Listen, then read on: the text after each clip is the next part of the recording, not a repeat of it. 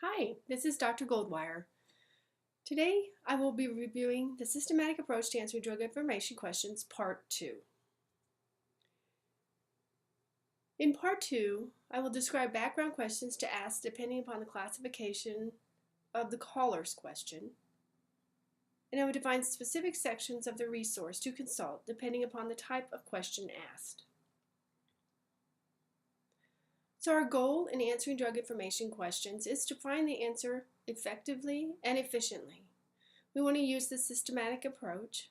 We want to ask appropriate background questions, and we want to consult the section of the resource most likely to contain the answer.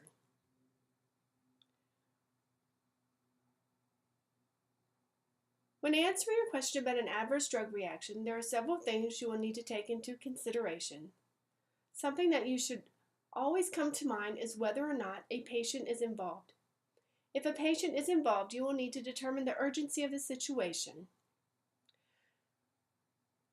You should consider the following questions. What is the suspected drug and dosage? What is the time and duration of the adverse event? What is the time relationship between starting and stopping the drug and the adverse event? What are the names, dosage, and route for all drugs currently and recently prescribed? What are the patient's specifics, age, sex, height, weight, organ dysfunction, and indication for drug use? Has the patient experienced this adverse event with this drug or a similar agent previously? Was the suspected drug ever administered before? Why was it discontinued then? What were the events findings that characterized this adverse drug reaction, such as the onset, duration, etc.? Has any intervention been initiated at this time? Is there a family history for this adverse reaction or drug allergy? So an example is a physician calls and basically wants to know if Cardura causes gynecomastia. A physician who works in the clinic calls, I currently have a patient in my office and he complains of breast enlargement. Does Cardura cause gynecomastia? The patient takes OTC cimetidine for heartburn, and the patient had noticed his breast a bit enlarged and was wondering about this. What should you tell the physician? Before you answer this question, you need to consider other questions to ask the physician. You need to know why the patient is taking Cardura and what is the dosage. How long has the patient been taking Cardura? You'd also want to confirm that the patient is not on any other medications or herbal therapies. And the same about the cimetidine. Why is the patient taking cimetidine? What is the dosage of cimetidine? And how long has the patient been taking cimetidine?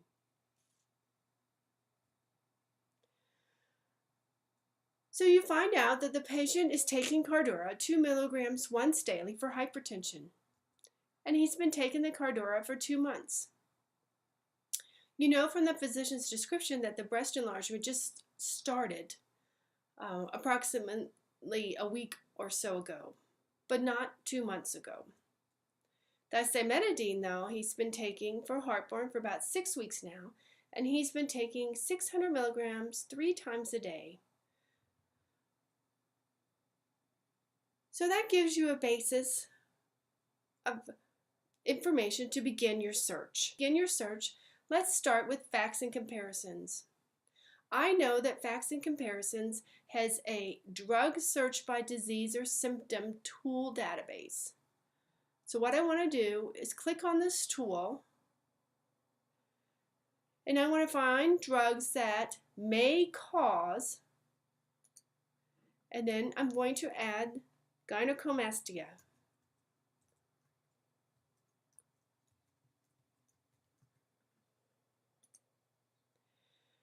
So as you can see, I have a window now that says I'm going to find drugs that may cause this adverse reaction, gynecomastia.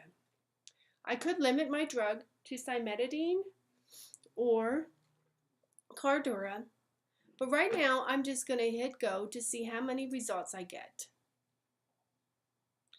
And as you see, quite a few medications come up here.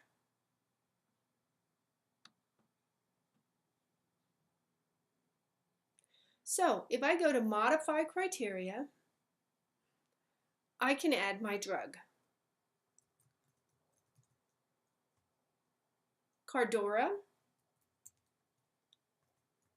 cimetidine.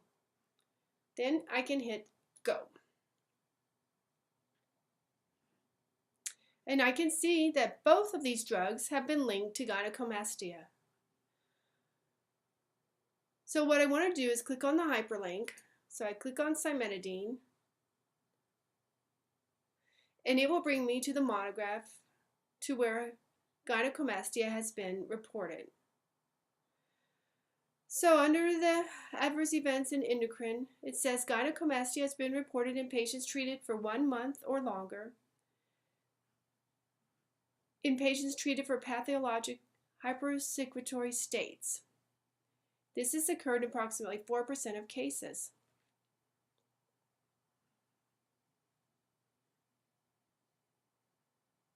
Okay, then I can just hit my back button and go to the doxazosin, Cardora. And I can see that it's been listed in post-marketing experience information. So I do know that when adverse events occur in post-marketing experience, these are generally from MedWatch or reports to the FDA from prescribers or patients or pharmacists, healthcare professionals, in which they describe an adverse event for a drug. Oftentimes it may not mean that the drug is 100% causing that event, but it has been linked to that event. So I think I may try another database.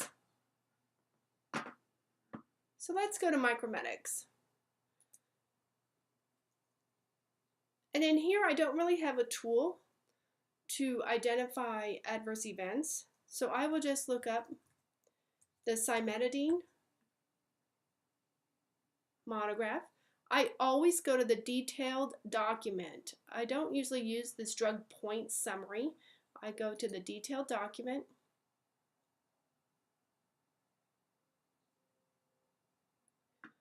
And now I'm going to go under adverse reactions. And then I know in facts and comparison it was listed under endocrine, so I will click on the endocrine metabolic effects. And then here again, I have a nice explanation of gynecomastia for cimetidine. Micromedics is known to summarize the primary literature. So the incidence is up to 4% in patients taking it. This looks like the same thing we read from facts and comparisons. Again, I can check the reference by clicking on the number. And I can see that this information is from the product information, Teva Pharmaceuticals. And then here's a study. So these persons were on cimetidine chronically for gastric hypersecretion. They were administered up to 10 grams daily. That's quite a large dose. And here's some female patients. So it looks like it could be possibly, well, look at this. It says in cimetidine 1.2 to 10.8 grams daily, mean 4.5, for taking 12 to 79 months. Well, our patient's only been on it 6 weeks. So it still looks like cimetidine may be linked to causing the gynecomastia. Then I would go back and I would type in doxazosin. Again, I would go to the detailed drug monograph, adverse reactions,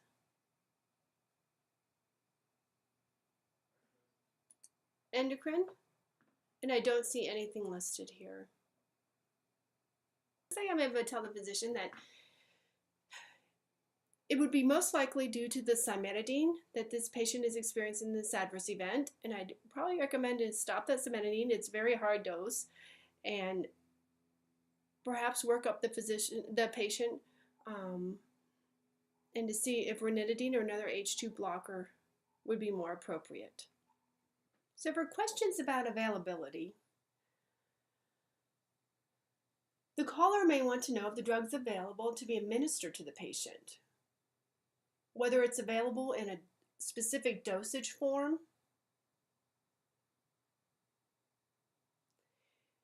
so you would want to consider asking, what is the dosage form desired? What administration routes are feasible with this patient? What other special factors regarding the drug administration should be considered, such as is the patient fluid restriction, liver, kidney function, etc.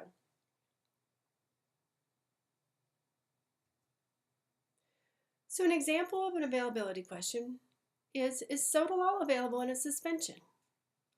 So a nurse in the critical care floor calls, and the patient who is currently receiving Sotalol oral tablets 100 milligrams twice daily is unable to swallow the tablets.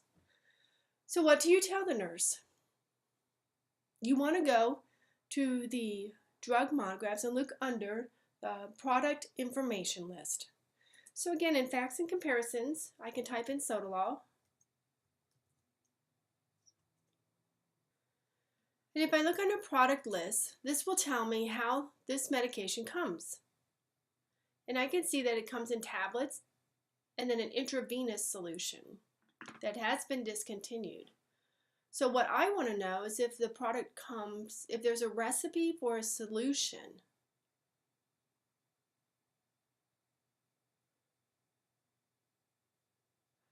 So I would take a look under, what I would recommend is to show all. So right now, all these are just the topics, just the titles are showing. So if I click show all, everything will show. And then what I would do is search. I would use my Control F, and I'd probably search for extemporaneous. But that did not come up. So then I would search probably for solution or suspension. So I notice now, as for suspension, preparation for administration, a 5 milligram per ml Sotalol syrup may be made with the tablets in simple syrup. So I could tell the nurse that yes, we can make an extemporaneous suspension for that patient. If I go back, I can see that this was under facts and comparisons in the administration and dosage section.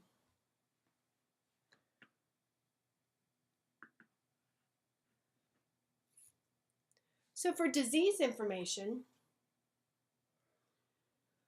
you have several options of databases to choose from. I'd recommend going to UpToDate and Dynamed. They will provide you with summary monographs on the disease conditions. The other source I put in here is the Merck Manual of Disease and Diagnosis, which is available through StatRef. So the next time you're in StatRef, take a look at the Merck Manual of Disease and Diagnosis. This resource will provide you with brief description of the disease states, whereas Dynamed and UpToDate are much more in-depth.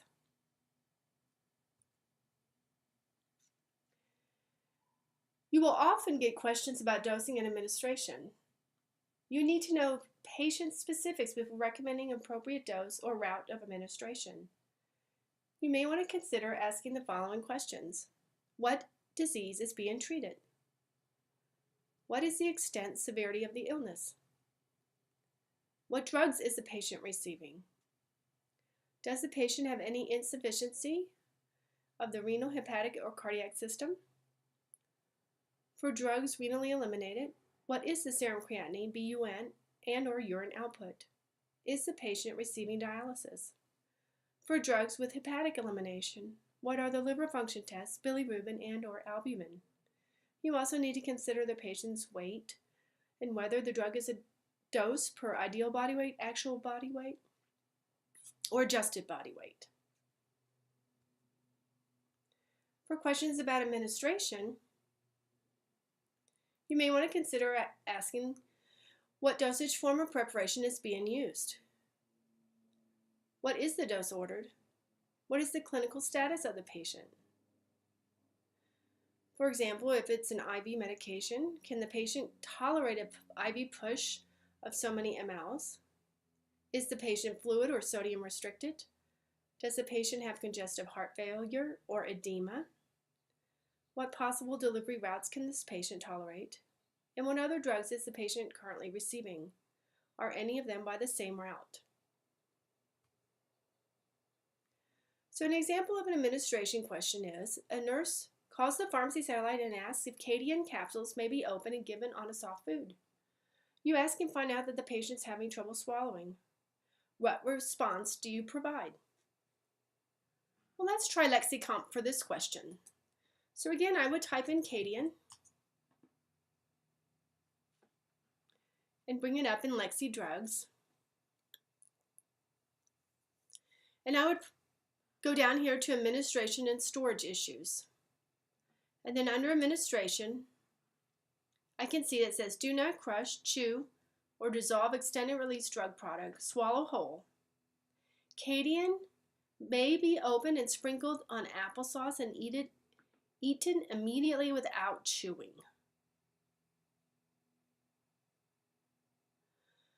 So, Cadian may be opened, sprinkled on applesauce, and given immediately to the patient.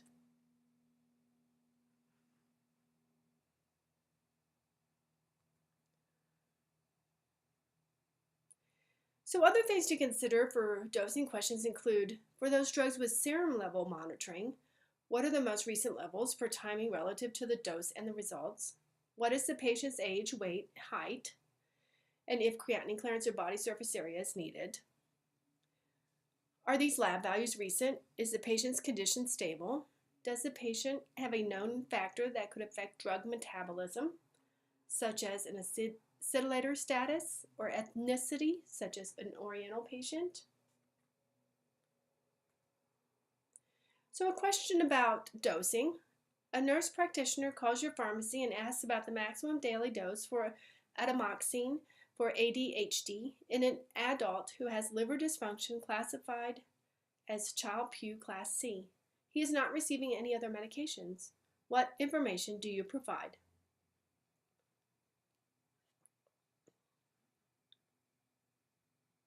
So let's take a look in facts and comparison. Atomoxetine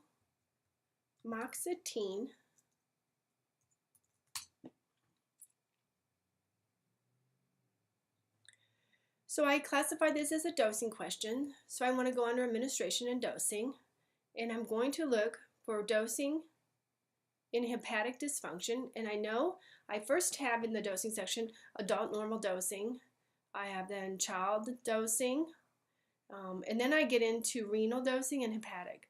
So here's hepatic function impairment, mild hepatic, Class A Child-Pugh, well he's Class C. Severe hepatic impairment. All doses should be reduced to 25% of normal. And then if I click on the number 1, I can see that straight from the package insert. Now, if I was unsure of what does it mean by 25% of normal, I can look in LexiComp. Atomoxetine.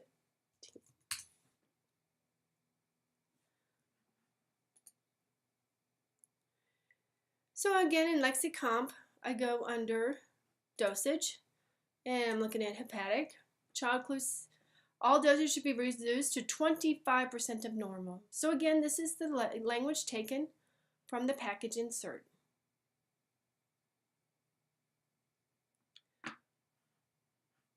So if you're still not sure what is meant by 25% of normal, does that mean that I give the normal dose, but I subtract 25% of that normal dose? Or does that mean that I give the normal dose and I subtract 75% of that normal dose?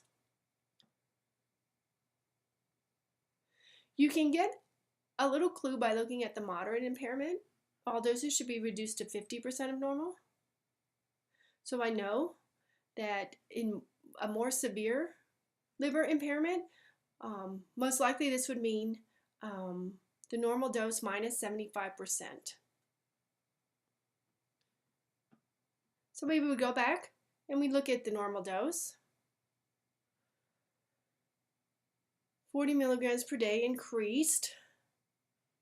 May administer a single daily dose in the morning and late. May increase to 100 milligrams per day in 2 to 4 additional weeks. Maximum daily dose is 100 milligrams. So for this patient, his maximum daily dose should be 25 milligrams.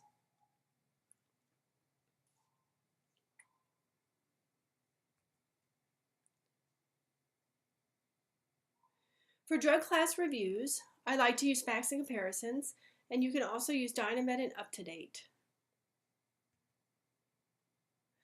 I will be going over drug class reviews in just a moment. It goes along with our drug interaction question. So drug interactions are defined as the effect of one drug on another to amplify or diminish its activity and clinical response. Two mechanisms exist by which drug interactions occur: pharmacokinetic and pharmacodynamic. We know that pharmacokinetic interactions are those in which one drug alters absorption, distribution, metabolism, or excretion, ADME, of another, thereby leading to a change in serum concentration. Pharmacodynamic interactions, on the other hand, are those in which one drug changes or adds to the intrinsic action or pharmacologic response of another.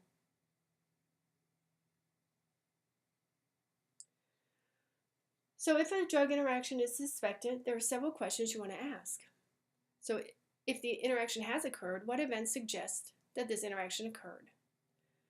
For the drugs in question, what are the doses, volumes, concentration, rates of administration, administration schedules, and length of therapies? Has the patient received this combination or a similar combination in the past? Other than the drugs in question, what other drugs is the patient receiving? When were these started? So here's an example. A physician wants to know why this patient's LDL decreased from 92 milligrams per deciliter to 17 milligrams per deciliter.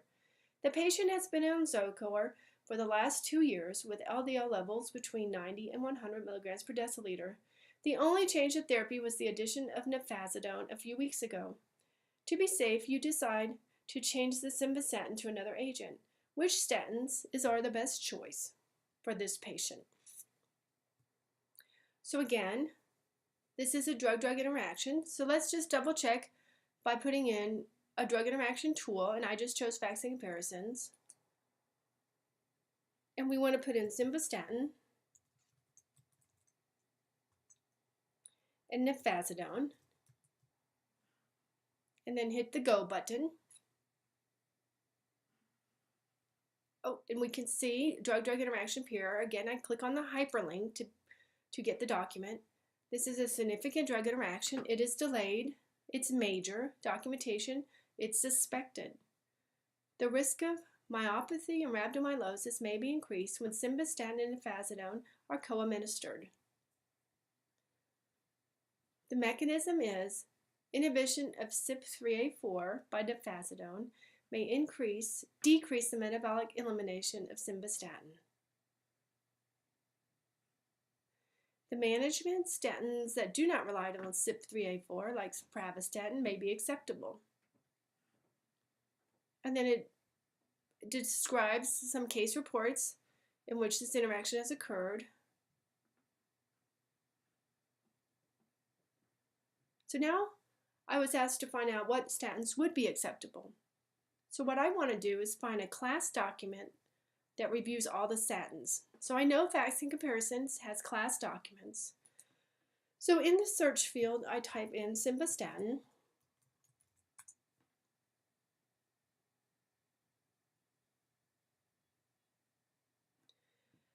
And what I'd like to show you is these folders up here at the top.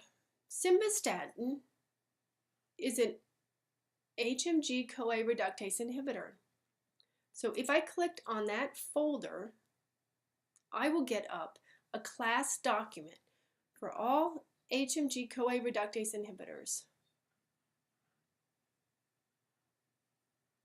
And if I show all, you can see I get links to drug comparison tables, products, indications, kinetics, monitoring, drug interactions, and adverse events. So here's an example of the class monograph for the products. You can see I have all the statins at the top, and down on the margin here I have the trade name, dosage forms, initial dose, maximum dose, combination products. So I can compare them side by side. I also here have indications and kinetics.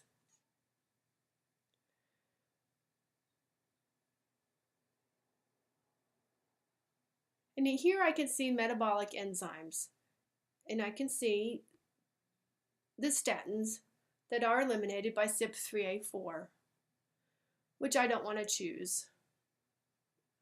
So it looks like I have pitavastatin, and then the monograph for the drug-drug interaction mentioned pravastatin, potentially rosuvastatin are the three options. So to double check those, I could go down to drug-drug interactions. And this is going through the adverse events, pregnancy and lactation, monitoring of these medications, and then drug interactions. So this was a drug interaction with nifazodone. Nifazodone may inhibit the metabolism of CYP3A4, increasing the toxicity of void. Co-administration with simvastatin is contraindicated. So it looks like the three I want to avoid are atorvastatin, lovastatin, and simvastatin. So I could tell the physician that this patient could potentially use pitavastatin, pravastatin, or rosuvastatin.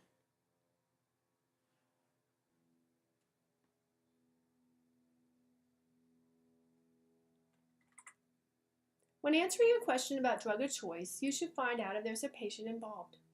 And if there is a patient involved, you will need all the pertinent patient information. Questions you can consider asking are, what do you want to treat? What medications, including dosage and routes of administration, is the patient receiving? What are the patient's comorbidities? What are the patient's specifics, age, weight, height, gender, organ function, dysfunction? Has the patient received any drug previously? Was the response similar? Has the patient been compliant? What is the patient's name and location?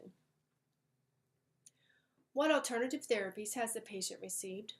Was therapy maximized for each of these before discontinuation? What other therapies are being considered? What monitoring parameters have been followed? Serum concentrations, clinical status, other clinical lab results, objective measures, and subjective assessments. What is the patient's name and location?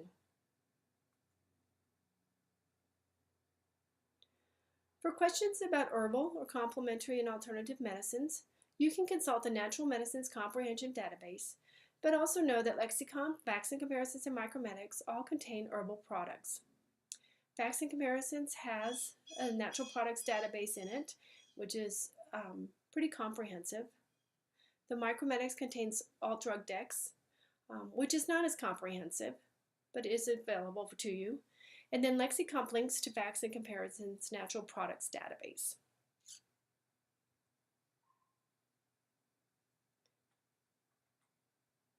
For questions about identification,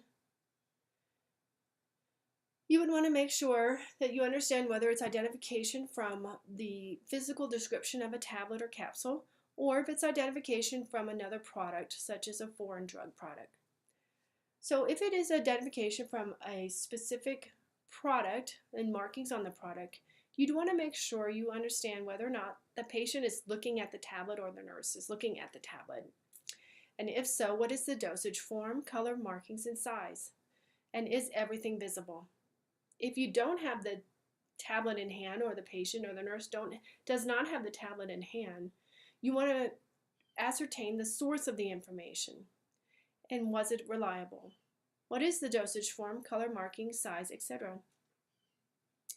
You also want to ask if anyone in the family or yourself, the patient, is taking this medication, and if so, for what?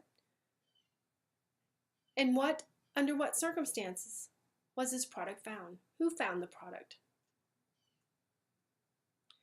So an example of an identification is, you're working in a hospital, a nurse calls the pharmacy saying she'll be coming down to the pharmacy with some tablets for identification.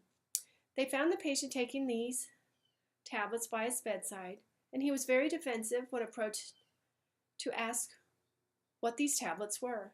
There was a blue tablet, was round with the markings of myelin A1 on one side, and the other was scored in blank.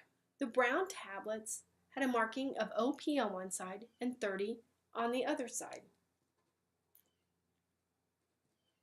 The best source to use for tablet identification is Micromedics. Micromedics has Identidex in it, which contains the most medications in it compared to Facts and Comparisons and Lexicon. So what you want to do here is click on the drug identification, and on side 1 you want to write what it appears. So I have myelin A1 on side 1, and side 2 is blank. So then I want to hit the search button, and I can see that the imprint comes up, myelin A1. It is Alprazolam by Myelin Pharmaceuticals. So if I click on the drug name, I will get a description of this product. And I can see that it's blue, it's a circle, the imprint is myelin A1, and how it comes, the NDC numbers, I can get a description of the excipients. It's Schedule 4 in the United States. Identidex also has Canadian products in it and other overseas products.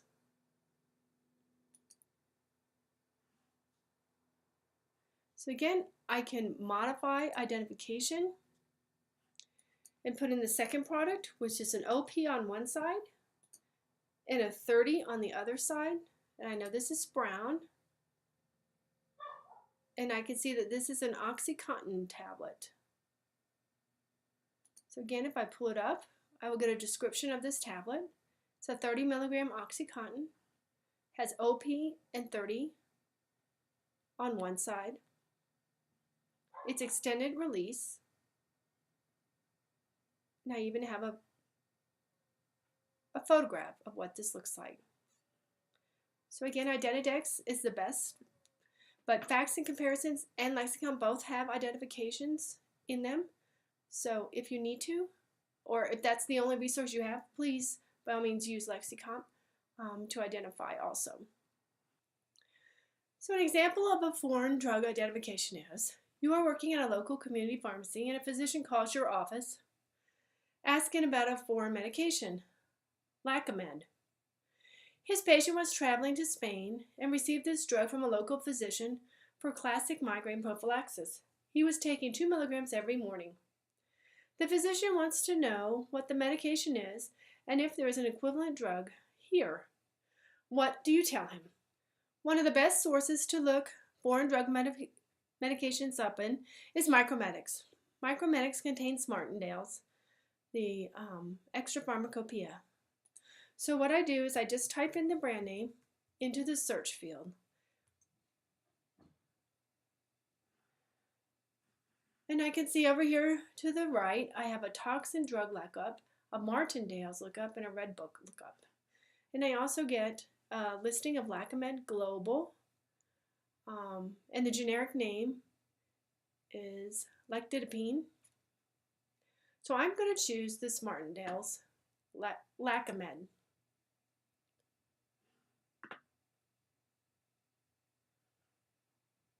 So again, I want to choose the related documents, lectidipine, and it brings me to Martindale's.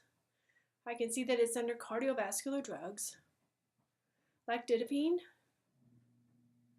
and the proprietary names And Martindale's here is organized alphabetical by brand name, and it will tell you the company and then the country of origin. And then adverse events, I'm just thumbing through to see what it is. Oh, it's a dihydropyridine calcium channel blocker like nifedipine. So I know that in the United States we do not have licitidine, but we do have nifedipine. So at least I can tell this physician that Lacomed is licitidine and is a dihydropyridine calcium channel blocker like nifedipine.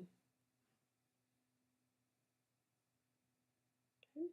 So I do recommend you use Micromedics because it does contain Martindale's. Lexicomp also has international brand names in it. And you can certainly use Lexicomp if you do not have Micromedics available to you. Now the second part of this question, is it appropriate to use nifedipine for migraine prophylaxis? And again, if I wanted to research this part of the question, I would go to one of my disease evidence-based medicine databases such as UpToDate or Dynamed.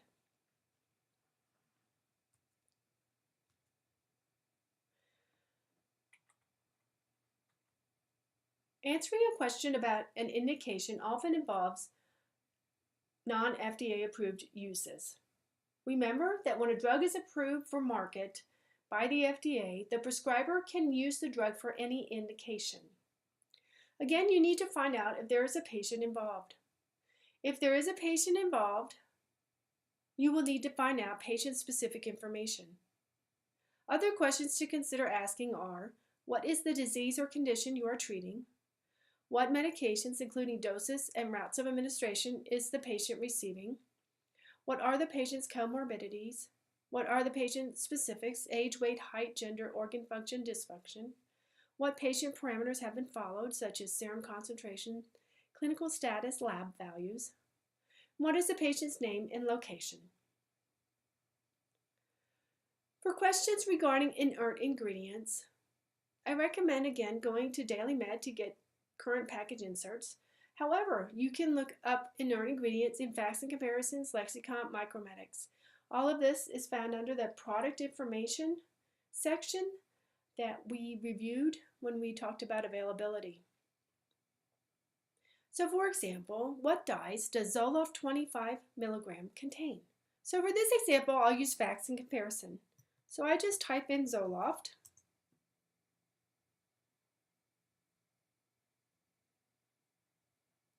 And again, I want to go to the product list.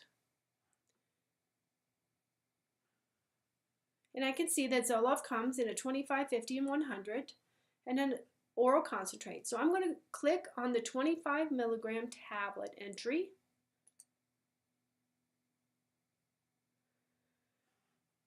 And it brings me to another screen in which I have labeler information on the 25 milligram.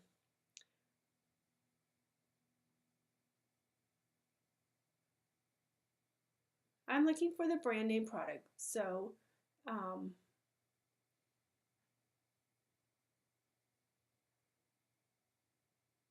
by Pfizer. And I can see here under other information that it lists other dyes. So it contains FD&C red number 40, FD&C yellow number 10, FD&C blue number 1. I can click on the picture to get more information also. And I get a description of the Zoloft 25 milligram tablet.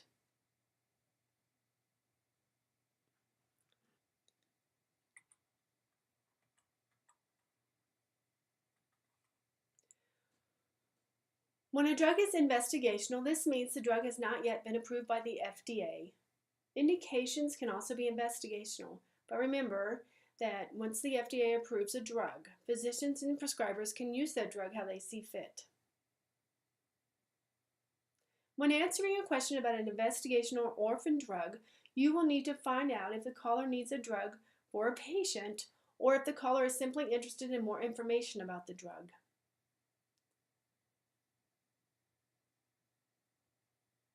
Questions to ask include, why do you need this information? Is the patient in need of the drug or currently enrolled in a protocol? Why was the patient receiving the drug? What is the response when the patient was on the drug? What are the patient's pathologic conditions? If a drug is desired, what approved or accepted therapies have been tried? Was therapy maximized before discontinuation?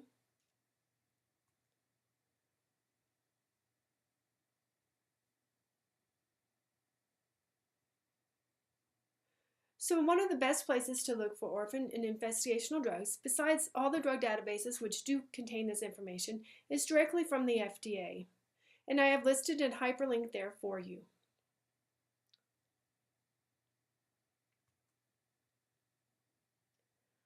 When answering a question about IV compatibility, you need to determine exactly how the IV medications will be administered, the diluent, the concentration, and other available administration routes.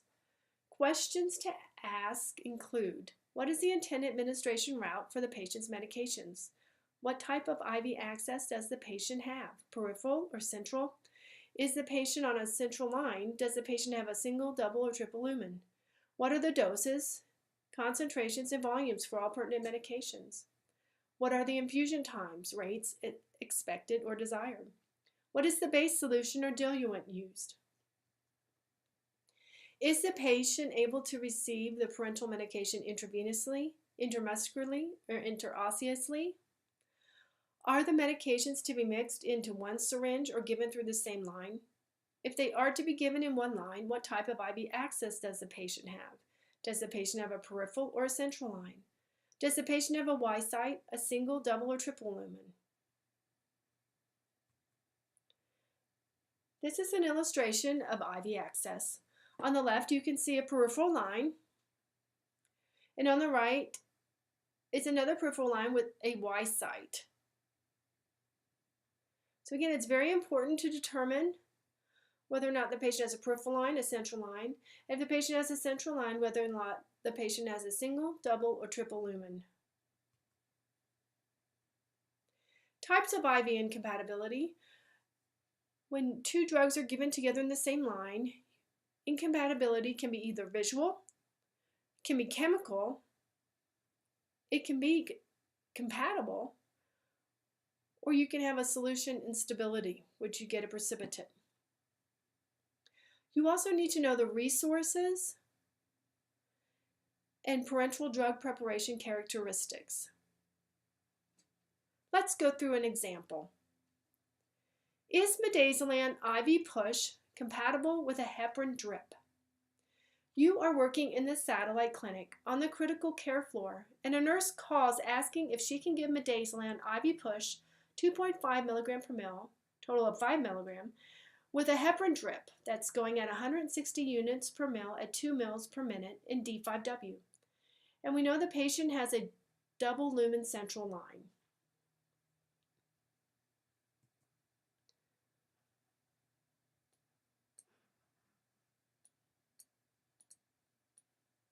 So you can use all of the databases, Facts and Comparisons, Lexicom, or Micromedics.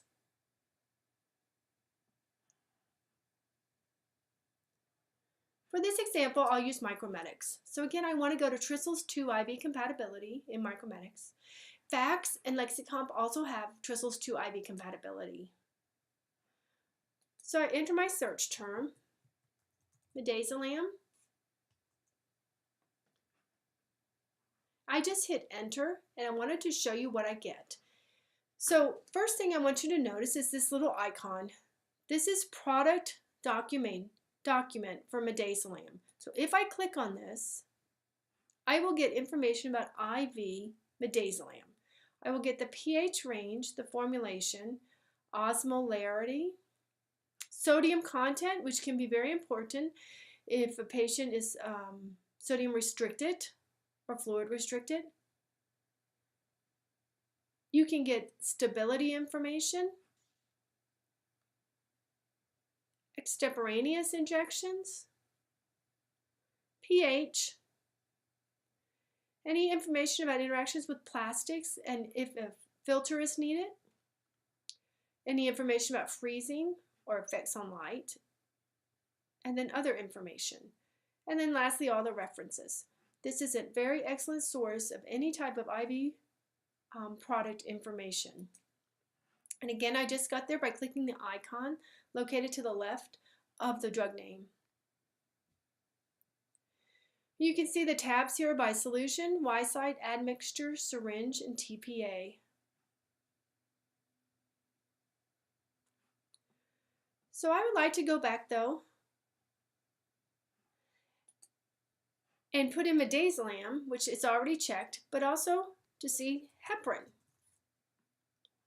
So again, I hit the arrow and then I click submit. And then the interaction specific to heparin and midazolam comes up. What I need to do at a Y site, I need to click on the drug pair to get more information. So I know it's compatible, but I need to check the concentrations to make sure they match what I have.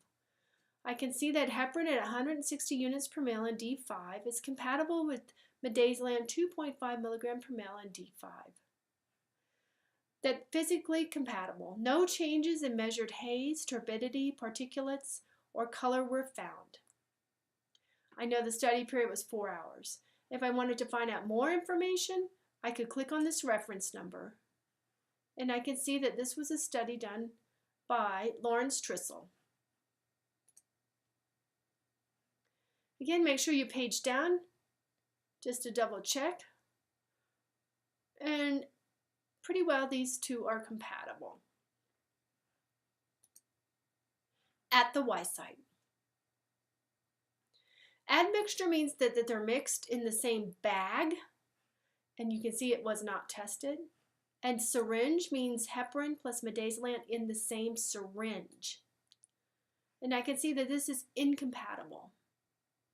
Now, of course, this heparin was much more concentrated at 2,500 units per 1 ml. Okay. But you can see that if added to midazolam, 5 milligrams per ml, that it's physically incompatible. Turbidity or precipitate appears within 5 minutes of mixing.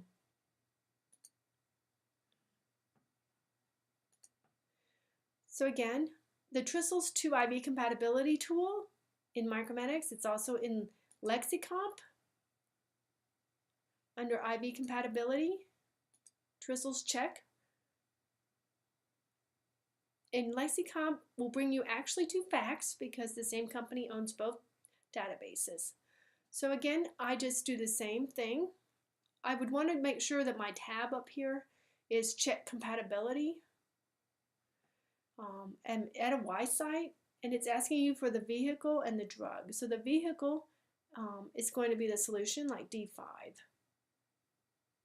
I get the same drug properties as I did with Micromedics by clicking on the Drug Properties tab.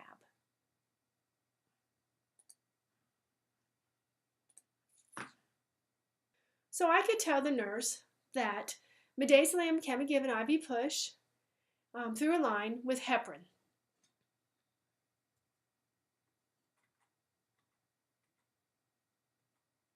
So for questions about over-the-counter medications, the university does have the Handbook of Non-Prescription Drugs, and this is found through the pharmacy library.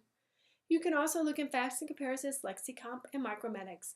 All 3 drug databases contain information about over-the-counter medications. For questions about pharmaceutics, you would want to determine if a patient's medication was involved, or if the caller is just asking because they're curious. So again, you need to know why they're asking the question. What medication is in question? How was the medication stored and for how long? When will you need the medication? Was the product stored in the refrigerator at room temperature? And if so, for how long? Was the product exposed to sunlight? If so, for how long? Was the product frozen? If so, for how long? And when was the product compounded or prepared? For questions about pregnancy and lactation, one of the best sources to use is Facts and Comparison because it contains information from Briggs, Drugs in Pregnancy and Lactation, which is one of our gold standards for finding information about drug use in pregnancy. You can also use Micromedics. It has some very good databases. LactMed is in Micromedics. But you'd want to find out more information from the patient. What is the drug the patient received, the dose and the duration? How old is the infant and how long has the infant been breastfeeding? Is bottle feeding an alternative? What is the frequency and milk volume of breastfeeds? How often does the baby feed? Does the mother have hepatic or renal insufficiency? What was the indication for the prescribing drug? Was this the initial or alternate therapy? Has the mother breastfed previously while on the drug? For questions about teratogenicity, you want to ask about the same types of questions.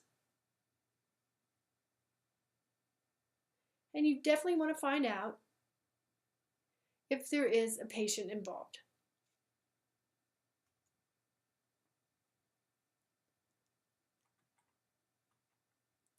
So in conclusion, when answering drug information questions, it is important that you understand as much as possible about the clinical situation. This will help you decipher the clinically important information from the databases. You will also need to know where to look for an answer. Using a systematic approach and knowing the differences in the references will help you in providing an appropriate answer in the most effective and efficient way. Answering drug information questions is like a puzzle in which you are trying to determine the best solution for all the pieces to fit together in a timely fashion.